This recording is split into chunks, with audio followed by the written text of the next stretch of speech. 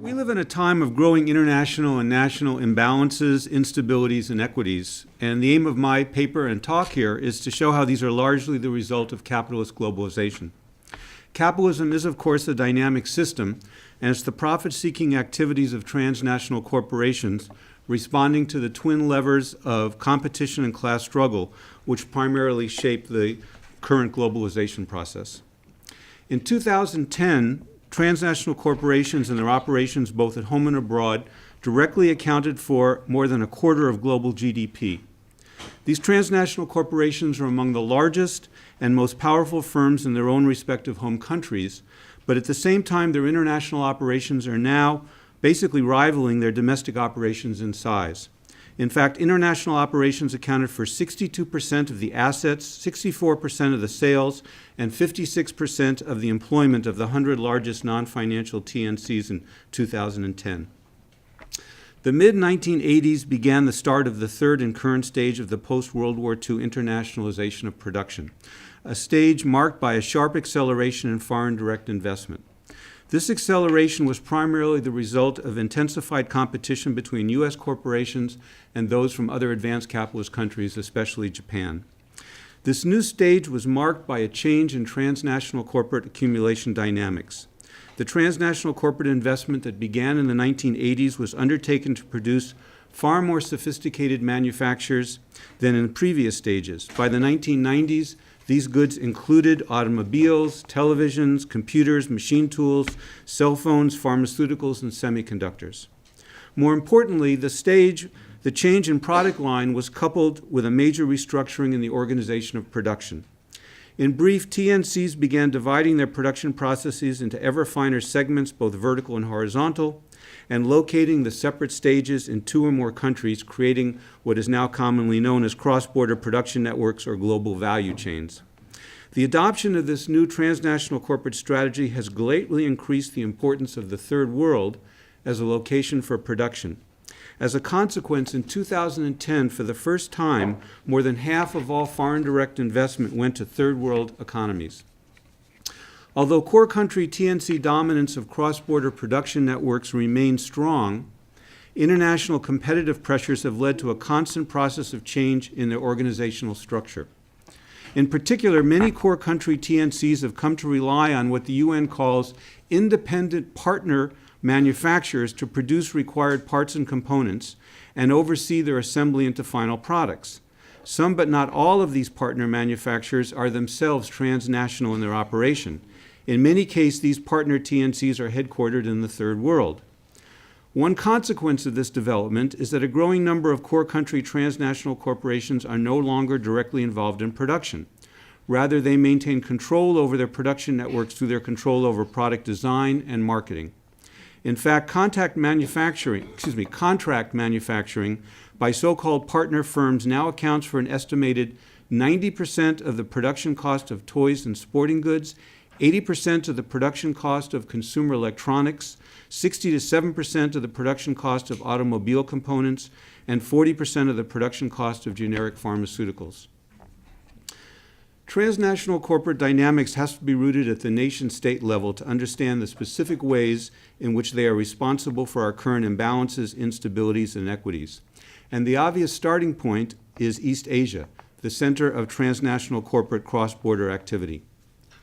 The expansion of cross-border production across East Asia has had a significant effect on the region's economic activity. Most importantly, it has increased the region, or most obviously, and probably importantly as well, it has increased the region's trade dependency. East Asia's export to GDP ratio grew from 15% in 1982 to 45% by 2006. And in line with TNC priorities, it has also led to an increase in the share of East Asian exports that are information and communication technology products, such as computers and office machines, and electrical goods, such as semiconductors. These two product lines together account for about 3/4 of total exports from East Asian countries. The central role of cross-border production networks in knitting together East Asia's economic activity is perhaps best highlighted by the growing importance of parts and components in the region's trade. The share of parts and components in developing Asia's manufacturing exports rose from 17% in 1992 to 34% by 2007. The share of parts and components in developing Asia's imports of manufacturers rose from 29% to 45% over the same period. And even more telling is the fact that parts and components now comprise more than half of all interregional exports and imports. By comparison, the figure is only 36% in NAFTA and 22% for the EU 15 interregional trade. China plays the key role in transnational capital's regional production strategy. In the words of the Asian Development Bank, the increasing importance of interregional trade is attributed mainly to the parts and components trade, with the PRC functioning as an assembly hub for final products in Asian production networks. It's China's unique position as the region's production platform that enabled the country to increase its share of world exports of information communication technology products from 3% in 1992 to 24% in 2006, and its share of electrical goods from 4% to 21% over the same period. As a result of transnational capital's restructuring of East Asian economic activity, East Asian exports, with the exception of China, have shifted from the United States and European Union to East Asia, and China, in contrast, has shifted its export emphasis away from East Asia towards the United States and the European Union. In short, Asia has become more tightly integrated and dependent on exporting to developed capitalist markets, especially the U.S. While the internationalization of production has been a profitable strategy for transnational capital, it has generated enormous trade imbalances that appear increasingly unsustainable.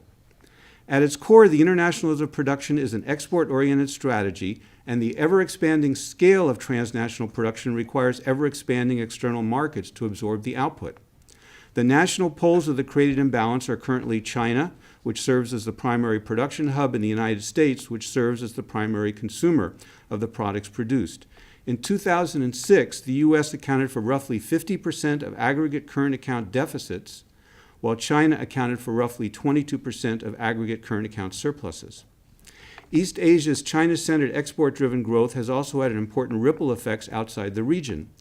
Most directly, it has translated into a booming demand for commodities, pushing up their prices to the benefit of many commodity-exporting nations in Latin America and sub-Saharan Africa.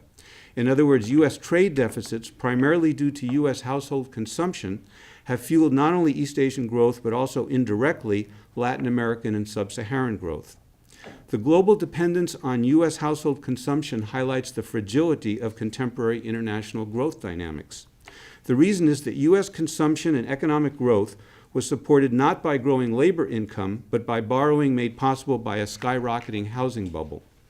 The collapse of the housing bubble and the resulting financial crisis has left the U.S. economy facing a future of stagnation.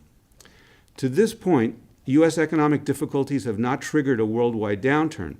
Perhaps the main reason is that China has maintained its own rapid growth in the face of declining exports, thanks to a massive state program of investment, especially in roads, bridges, high-speed rail, and airports. Investment as a share of GDP rose from 39% in 2007 to an astounding 46% in 2010, and has since risen closer to 50%. China's growth has in turn limited the decline in economic activity in East Asia, and by supporting commodity prices, it's also helped maintain growth in Latin America and sub-Saharan Africa as well. However, there are clear signs that Chinese state policies are not sustainable. As Noel Rabini wrote, the problem, of course, is that no country can be productive enough to reinvest 50% of GDP in new capital stock without eventually facing immense overcapacity and a staggering non-performing loan problem. China is rife with overinvestment in physical capital, infrastructure, and property.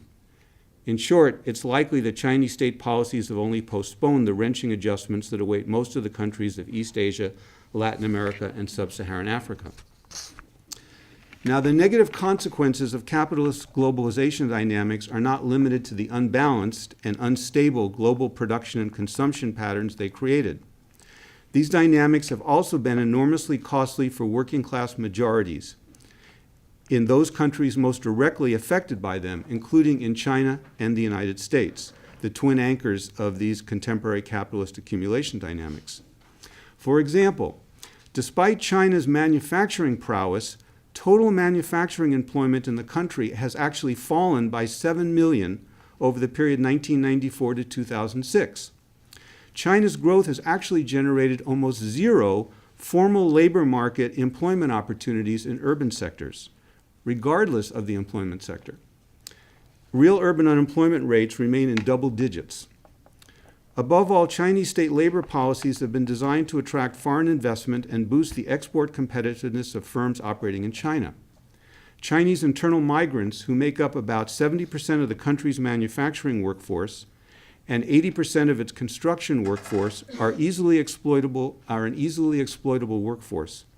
As migrants, they are not entitled to any of the public services available to urban residents, including free or subsidized health care, education, housing, and pensions. The same is true for their children, even if they are born in the urban areas. They are generally forced to work some 290 to 300 hours a week, earning approximately 90 cents an hour, and normally in an unsafe and hostile work environment. The social costs of China's economic restructuring are not limited to China. Because of the country's key position in East Asia's cross-border production networks, Chinese conditions generally serve as the benchmark by which transnational corporations evaluate economic opportunities in other countries. Thus, governments throughout the region have introduced new labor regimes designed to weaken their own labor protections. As a consequence, wages and working conditions have generally worsened throughout the region. And if I had time, I'd say more about the fact that in Korea, for example, some 65% of the workforce is now irregular, and there's been almost stagnation in any investment there as capital has moved to China for production, and this is typical. U.S. workers have also suffered from contemporary capitalist globalization dynamics. One study of the effects of U.S. imports from China on U.S. employment and wages concluded that Chinese import competition explains approximately 1/3 of the decline of U.S. manufacturing employment between 2000 and 2007. And the relevant multiplier effects meant additional losses in both employment and earnings for workers outside of manufacturing. And that's only true for China-based export activity. The effects of NAFTA have also been large, and many other areas.